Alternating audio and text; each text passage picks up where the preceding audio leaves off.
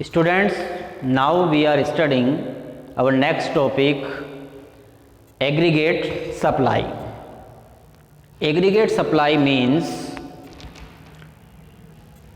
money value of final goods and services. Aggregate supply refers to money value of final goods and services that all the producers are willing to supply in an economy within a time period.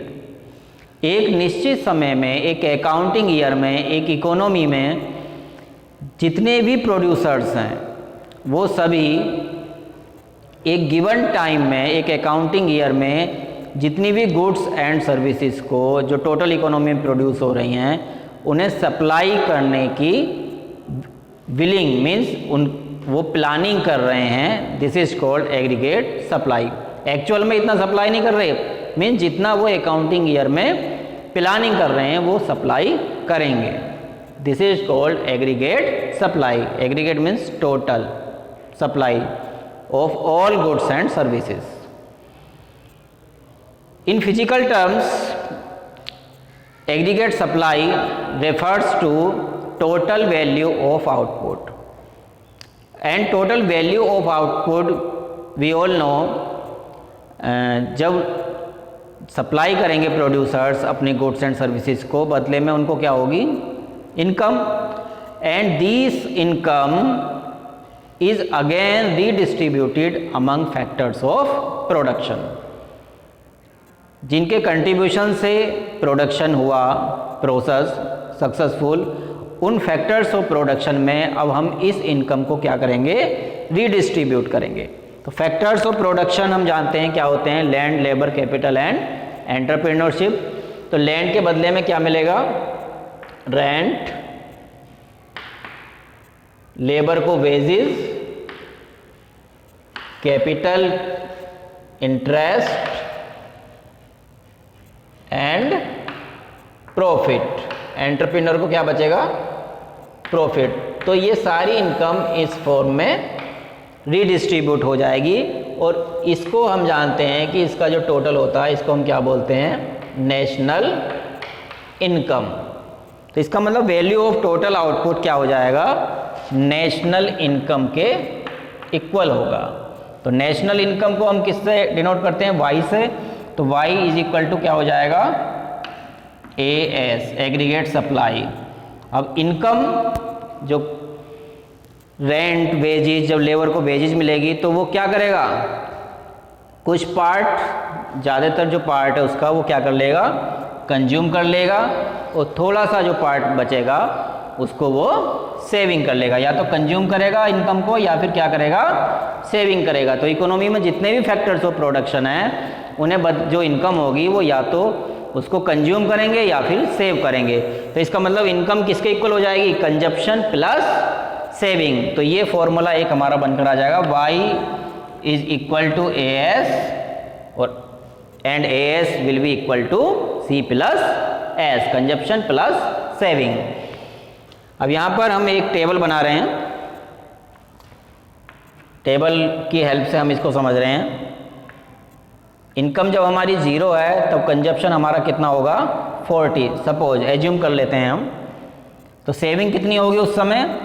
Income minus consumption, तो saving हो जाएगी minus 40. और A S C plus S कितना हो गया? 40 minus 40 plus हुआ दोनों 0. तो हम यहाँ पर देख रहे हैं कि इनकम भी 0 और एग्रीगेट सप्लाई भी 0. तो हम इस टेबल की हेल्प से भी इसको समझ सकते हैं. अब इनकम हमारी मान लीजिए 100 है और कंजप्शन हमारा बढ़कर हो गया 120. तो उसके बाद हमारा सेविंग कितनी हो जाएगी? 120 में से 100 में से 120 माइनस किया, कितना बचा?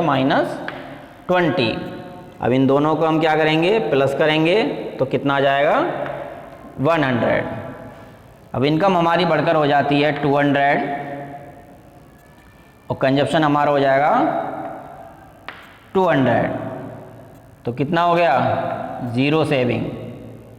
और ये हो गया हमारी एग्रीगेट सप्लाई भी 200. इन दोनों को प्लस कर दिया.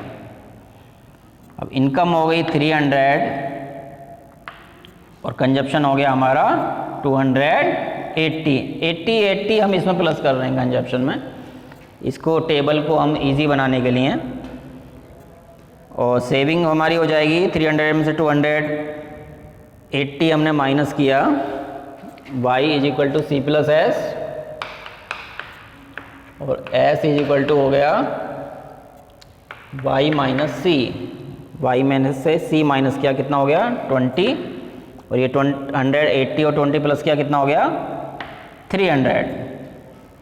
अब इनकम हमारी मान लीजिए 100 है और ये हमारी हो गया 360, ये माइनस किया 40 आ गया और इन दोनों को प्लस किया कितना हो गया 400।